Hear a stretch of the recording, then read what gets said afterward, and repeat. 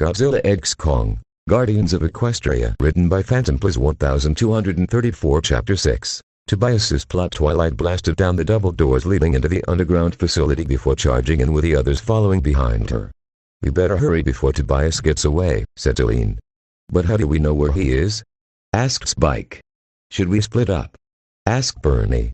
"That wouldn't be necessary," a voice on the loudspeaker answers. "Is that?" asked Applejack. Suddenly the screen on the TV hanging above them turns on as Tobias's face pops up. "You want to get to me, just simply go down the hall and take a right, there should be an elevator there, come down to floor before, I have something I would like for you to see," he said. "I'll see you soon, assuming you don't get lost," he laughs as the TV shuts off. "Hey, don't run from us, you coward," yelled Rainbow Dash. "Well, what do you propose we do, your highness?" Capper asked. "Let's head down, Tobias wants to meet us." "We might as well go see what he wants to show us," said Twilight. "Are you sure about this, darling?" asked Rarity. Twilight nods as she begins to walk down the hall with the others following behind. By taking the same route as Tobias described, Twilight and her friends had eventually found themselves riding an elevator to who knows where. After a relatively quick elevator ride, they found themselves entering a long and dark corridor. At the end was another door with two armed guards standing on either side waiting for them. "That must be where he is," said Celine. "Let's go." Twilight stepped out of the elevator and began making our way down the corridor with the others following behind. Upon reaching the door, one of the guards opened the door and signaled for them to enter. Inside they found Tobias standing in front of a large glass window with his back turned towards them. Around them were more computer terminals with several researchers working at each one. "You made it," chuckled Tobias. He turned around as they approached, his reddish orange eyes glowing in the dimly lit room. "What do you want, Tobias?" asked Twilight. "Heh?" he paced as the group eyed him suspiciously. "I presume you came all the way down here to take back the magic I stole from your friends, did you not?" "I don't understand, Tobias, you're just a cryptozoologist, why do you need to involve yourself in something like this?" asked Celine. "I told you before, didn't I, Dr. Andrews?" he said. "I need magic to fuel my creation. Of course I didn't go into full detail, so allow me to give you a little peek at what I've been working on ever since Monarch tossed me out." He stepped to the side and waved them over to the window. Confused, the group slowly approached and looked out into what appeared to be a large empty open space. "You see, Dr. Andrews, before I was terminated, I devoted myself to studying the different titans that called our world home. I did everything I could to gather up information about these titans so that Monarch had something they could refer to should one of those titans go rogue, especially Godzilla," Tobias explained. As he talked, they watched as something big entered the room, carried on an acid lift. It was unclear to the group as to what exactly they were looking at. "What the hell?" asked Bernie. "It was only after Monarch tossed me aside that I stole one of their halves and made my way into Hollow Earth in search of answers," Tobias continued. "Sure, I worked for Apex at some point, but it was only after I found out their true intentions that I decided to leave them and joined Monarch to find ways to stop them. Of course, Apex was defeated by the combined efforts of Godzilla and Kong after they destroyed the mechanized titan." As he continued, the lights in the open area lit up, allowing the group to get a closer look at the thing. "I, of course, refused to give up, so with Apex gone, I had a new goal in mind, finish what they started." "No, don't tell me," Alien gasped. "Before I fled into Hollow Earth, I went back to Hong Kong to see if I could salvage anything from the ruined Apex facility, and that's when I found Godzilla's head, still intact. When I went near the thing, that's when I felt it, this immense power and a voice telling me to create a second Godzilla and seek out a power source that could be used to fuel the robot's power," he continued. "When I jumped back into Hollow Earth, the voice led me to the lair of Kong's tribe, and from there, it told me to look behind a specific rock. When I did, I discovered the vortex that led to this world, a world where magic run rampant. This was the answer I'd been looking for. Now all I needed was to find a way to control that power. Luckily I found the three best candidates, Torek, Chrysalis, and Cozy Glow." Twilight and her friends all look up at him with stunned expressions.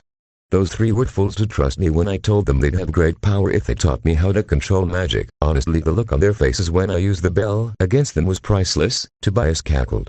"Now with the ability to control magic, I use my newfound power to transport Godzilla's head. Of course, the original plan was to create a second Godzilla, but then it hit me, it wouldn't make much sense if I were to repeat the same mistakes as Apex, so I came up with an alternative." "An alternative?" asked Twilight. "I don't really like the sound of that," Spike said nervously. Instead of making a second Godzilla, I decided to use the original as a base and create something far more powerful, and soon with a combination of Apex Cybernetics technology, Monarch's vast knowledge of Titans, and the unlimited capabilities of Equestria's magic, I was able to give birth to a creation that would even make Apex look weak, a Titan that was 10x more powerful than both Godzilla and Kong combined, and that was far more ferocious than any existing Titan that was recorded in Monarch's database. At the moment the group turned back towards the window as alarms began to blare in the open area. "That doesn't sound good," said Capro. Mechanical whirring began to fill the area as two sides of the object began to unravel, revealing two large mechanical wings. Instead of membranes, the wings appeared to have a glass-like material that seemed to reflect light almost like a mirror. Two long cables hung from behind with daggers at the ends. Cybernetic implants covered the entire front and ran down the thing's legs, of which it had two, and its entire body was covered in metallic coating. What appeared to be three large cables uncoiling were revealed to be the neck and head of the thing, the Godzilla head having been remolded and implanted on the center head. Instead of eyes, each of the three heads had a different color visor. On the centerpiece of the machine was a large green orb that appeared to be distributing some form of energy that ran through long circuits covering its entire body.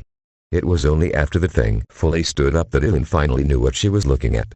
"Behold my ultimate creation, the true king of all Titans and a harbinger of destruction." Tobias beamed. Hypermecha Ghidorah.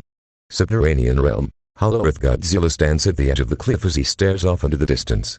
After arriving in Hong Kong, he had entered Hollow Earth through the hole that he had drilled himself before facing Godzilla. After tracking the strong energy surge, he had found himself standing in the subterranean realm. He sniffed the air and growled.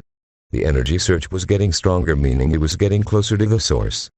The nuclear energy he had absorbed from the 15 facilities coursed through his body as his anger continued to intensify. Determined to find the source, he continued to track the energy surge and began making his way towards the lair of Kong's tribe.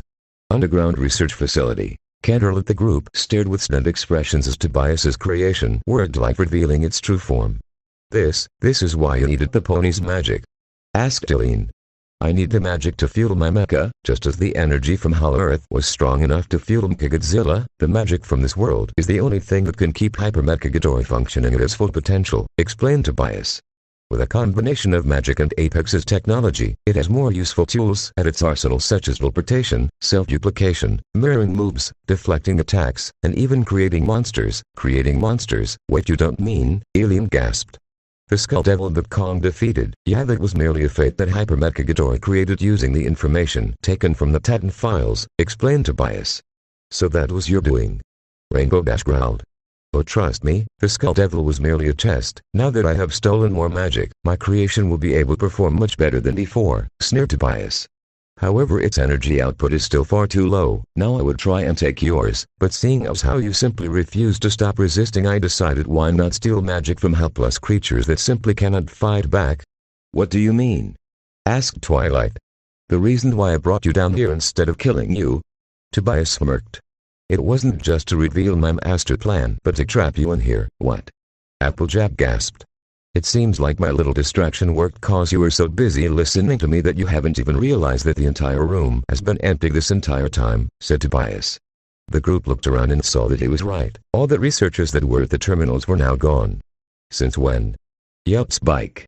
Now that I'm quite a busy individual, so I'll be taking my leave, but since I don't have time to clean up this mess, and I can't risk you all escaping, so I'm afraid I'm just going to have sent this place down." Tobias pulled out a small remote and pushed the big red button. His robotic voice echoed out from the speakers. "Self-destruct sequence initiated. All personnel please evacuate the building from the nearest exit. The countdown has begun. You have at least 600 seconds to escape, you dirty jerk," hissed Rainbow Dash. "You can insult me all you want, but I suggest you try and escape before this place blows it as if you can," Tobias laughed. "Well then, nice knowing you all. Hope you have a nice afterlife." He pushed another button on his remote as he and Hypermecha Ghidorah teleported away from the facility. The doors locked. Rarity screamed as she tried to turn the handle. "Twilight, what are we gonna do?" asked Applejack.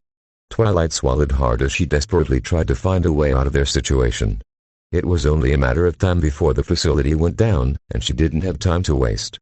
There had to be a way out. There I do. Thanks for watching the